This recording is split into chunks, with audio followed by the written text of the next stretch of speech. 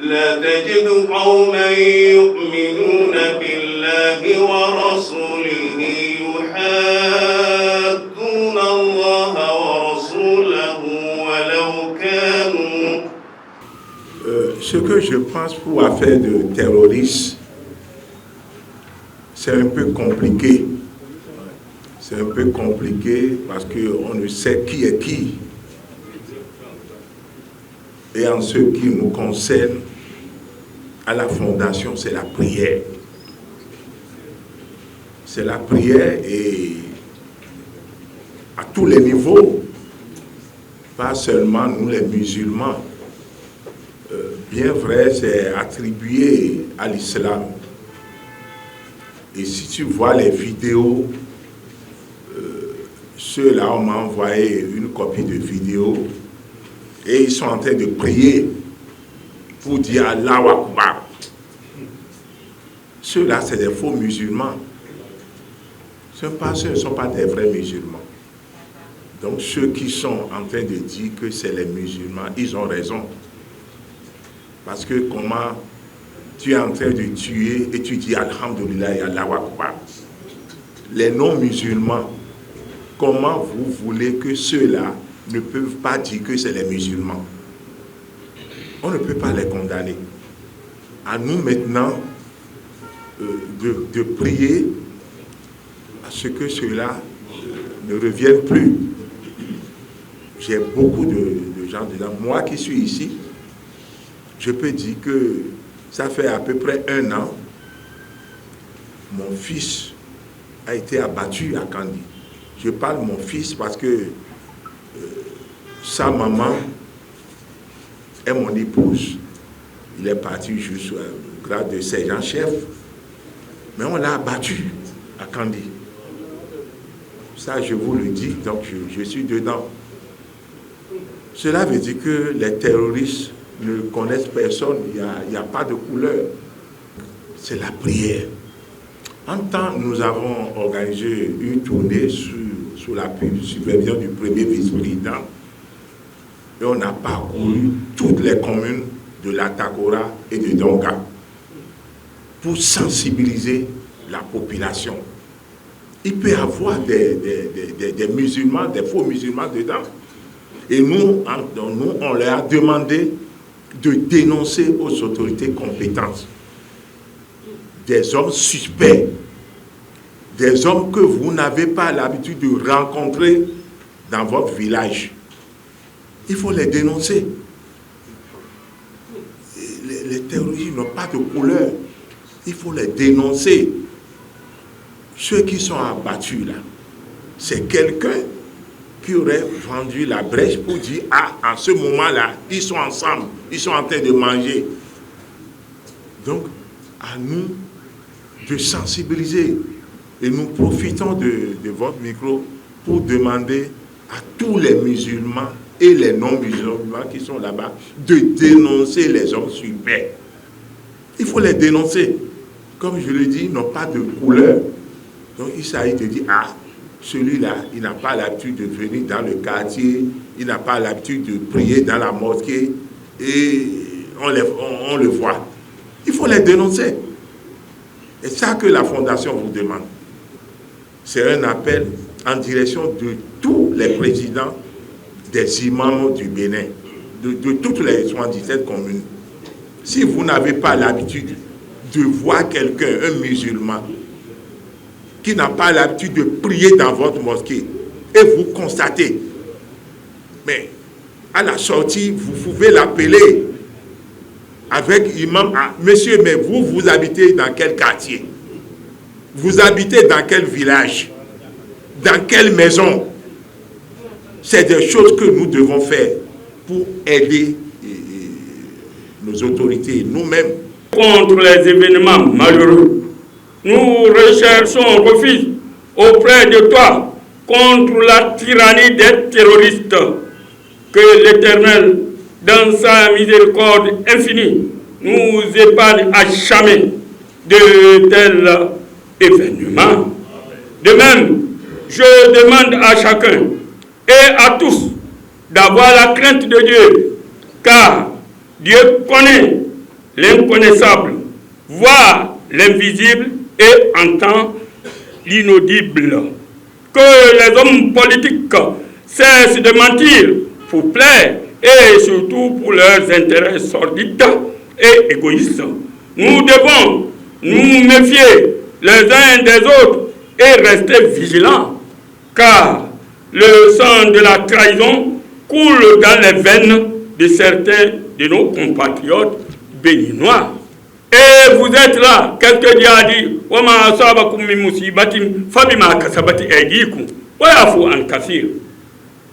Oui, les incidents, les accidents, les incendies se passent partout. Mais Dieu sait pourquoi. C'est de nos propres mains. On ne va pas attribuer ça à une telle ou telle religion ou à tel ou tel événement. C'est nous-mêmes les malfaiteurs. Dieu nous éprouve chaque fois et toutes les fois. En effet, aujourd'hui, la question que tout citoyen béninois se pose est la suivante. Le phare, tradition ancestrale ou instrument au service d'un homme. Si les chiffres ne mentent pas, le chiffreur peut mentir. De même, si le phare ne ment pas, l'interprétateur du phare peut mentir. Ne nous laissons pas emporter par une culture obsédée par l'emballage au détriment du contenu. Qu'est-ce que cela veut dire? Vous avez dit tout. Ils ont attaqué l'islam. Pourquoi vous n'avez pas parlé de ça? Écoutez-les bien. On met le djihadistes sur la tête de l'islam. Écoutez bien. Alors l'islam c'est quoi? La paix, la réconciliation, le pardon, l'amour du prochain, la paix dans les foyers. On sait, c'est pas eux c'est pas question de fois qui a amené l'incendie, c'est nos propres mains. Mais eux, ils n'ont qu'à cesser d'attaquer la religion de Dieu. C'est le terrorisme international. Je vais vous dire, si eux, ils ne peuvent pas voir, nous, nos prières, on voit. Le terrorisme est dans toutes les ethnies, dans toutes les familles, dans toutes les maisons, même dans vos bureaux, dans l'armée. Le terrorisme est devenu international. Le terrorisme n'a ni couleur, ni ethnie, ni race, ni religion. Alors, pourquoi on veut attribuer ça et on va se taire? On ne condamne pas. Nous sommes solidaires avec chaque religion. Le prophète ne s'est pas querellé avec les coréchistes. Il les a dit, à vous votre religion et à moi la mienne. Il ne les a pas insultés. Il ne les a pas pointés de la main de choses. Le problème du terrorisme aujourd'hui, mes dévanciers l'ont beaucoup expliqué. D'abord, il faut mettre le terrorisme hors de l'islam. Et ce que nous avons à proposer, nous pensons que le terrorisme, tel que nous avons suivi les histoires du terrorisme et l'évolution du terrorisme dans d'autres pays, avant notre pays, nous pensons que ce n'est pas un combat qui constitue un parti de plaisir pour n'importe quelle armée. Mais il a lieu de se demander, et c'est là qu'il faut aller chercher pour pouvoir trouver les solutions. Comment ils sont armés, ces terroristes? Ces terroristes-là sont armés comment? S'il y a des puissances occidentales qui, leur pays, fait 15 fois, 10 fois, 20 fois, 50 fois le Bénin, eux, ils ont la capacité, les équipements techniques pour surveiller leur territoire, et que c'est nos 112 600 km² là qui ne peuvent pas nous surveiller. Je pense qu'il y a un problème au niveau de la coopération aussi. Il faut qu'on revoie la coopération militaire que nos États développent vis-à-vis des puissances occidentales. Parce que on a dit tout à l'heure qu'il faut occuper les jeunes. Ça, c'est une proposition capitale. Il faut forcément que les jeunes, dans les coins reculés de notre pays, soient vraiment sensibilisés afin qu'on atteigne une prise de conscience aiguë pour que ces jeunes-là puissent savoir ce qui est bon et ce qui n'est pas bon, ce qui peut amener des problèmes dans le pays. Ce n'est pas parce qu'on a faim qu'on peut se donner à n'importe quel métier. Autre chose, je pense que la coopération sous-régionale aussi a un rôle prépondérant à jouer dans cette lutte. Parce qu'on parle de terrorisme au Mali, on parle de terrorisme au Burkina Faso, on parle de terrorisme au Niger et au Bénin, au Nigeria. Alors que tous ces pays-là sont frontaliers.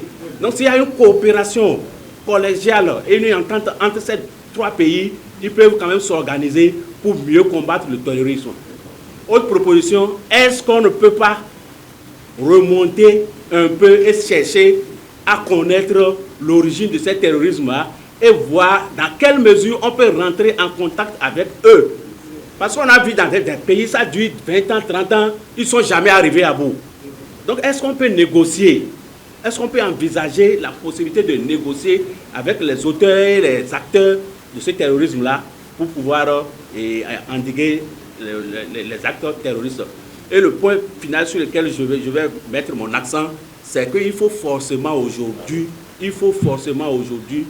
que notre assistance militaire que les pays occidentaux nous apportent là, il faut que ce soit vraiment efficace face à cette lutte-là. Et puisque nous parlons du terrorisme, j'aimerais faire 3 propositions. La première, il faut que nous changions de paradigme. Nous pensons que le terrorisme, c'est au nord. Nous pensons que nous qui sommes dans le sud, à Cotonou, Port-Nouveau, nous en sommes épaillés. Et on se dit que ça ne nous concerne pas. C'est nos frères qui sont au nord, à Bani-Kouara. Non. Vous savez, ces gens-là, si on leur donne de la place, ils en profitent énormément. Donc, si nous ne nous impliquons pas, si nous ne nous disons pas que ça nous concerne, si nous ne jouons pas notre partition maintenant, nous serons surpris un jour. Rappelez-vous, vous prenez le Mali, ils ont commencé au nord, mais ils sont venus à Bamako. Vous prenez le Burkina, ils ont commencé au nord, mais ils sont venus à Ouagadougou. Donc si nous pensons que c'est seulement au nord, que Dieu nous en épargne, que Dieu n'ose, mais nous-mêmes faisons quelque chose. Et ce que nous devons faire, tenons un discours de contre-attaque dans nos maisons. Et deuxième chose, envers les jeunes. Occupons les jeunes. Oui, mais en tant que coach en insertion professionnelle, je dois nous annoncer et nous informer que le gouvernement a mis en place des programmes. Exemple, le programme PSIE. Exemple, le programme Azoli. Exemple, le programme H. Mais je vais vous surprendre. Il y a des postes, mais les jeunes ne sont pas informés. Il y a des postes qui sont inoccupés jusqu'à présent. On ne trouve même pas des jeunes pour postuler à ces postes-là. Et parfois, c'est parce qu'ils ne sont pas informés. Donc, nous qui sommes des porteurs d'opinion, mes aînés qui sont des dignitaires religieux, c'est de notre devoir de porter cet évangile, de porter ce message pour dire, les jeunes, allez sur la plateforme PSIE, allez postuler. Vous n'avez pas de formation, vous n'avez pas d'emploi. Allez sur le programme Azoli, allez postuler. Ce n'est pas seulement pour nous qui sommes à Cotonou, ce n'est pas seulement pour nous qui sommes au sud. C'est pour tout le monde, tous les jeunes. Il y a aujourd'hui le programme pour l'enseignement professionnel qu'on a lancé récemment. Voilà autant de choses que le gouvernement est en train de faire, mais les jeunes semblent ne pas être intéressés, peut-être parce qu'ils n'ont pas l'information. Mais si nous portons le message dans nos mosquées, dans nos lieux de culte, je pense qu'ils vont s'y engager. Ça, c'est la deuxième chose. Troisième chose, c'est justement le rôle des soldats. Vous savez, c'est d'abord un devoir patriotique. Être soldat, être policier, c'est d'abord un appel. Et donc, nous devons soutenir nos forces de défense et de sécurité. J'ai d'ailleurs vu des gens qui ont appelé leurs enfants, qui ont appelé leur neveu, dit rentre, mais si on te renvoie, on va trouver quelque chose à faire à la maison. Mais si tous y rentrent, s'ils déposent les armes, qui ira défendre la patrie? Qui ira protéger, assurer l'intégrité du territoire? Donc, troisième discours auquel je nous renvoie, encourageons nos parents qui sont dans cette corporation, qui sont dans cette fonction, qui sont dans ce métier, pour leur dire, allez-y, nous comptons sur vous, mais ne restons pas pour autant derrière, soutenons-les réellement et dénonçons toute personne qui semble être étranger dans notre environnement. Allons les déclarer au niveau du chef quartier, au niveau de l'arrondissement, et nous verrons que nous allons faire reculer les frontières du terrorisme.